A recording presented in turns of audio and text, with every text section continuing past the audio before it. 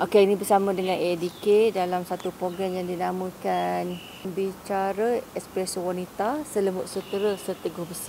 Hari ini dia ada ada 4 panel yang bercerita pasal motivasi, tentang pengalaman. Sebab tadi saya difahamkan ada satu panel tu, speaker tu ibu kepada 3 orang anak yang terlibat dengan najis dadah lah. Ada juga daripada JKM pun ada. Maksudnya motivasi sekiranya ada juga daripada bekas penagih sendiri yang membugikan pengalaman. Memang dah tentu dia menyeru supaya kita jangan melibatkan diri dengan najis dadah tu. Sesuai dengan tajuk tu. Maksudnya walaupun tak lembut tapi kena kuat bila berhadapan dengan masalah macam ni.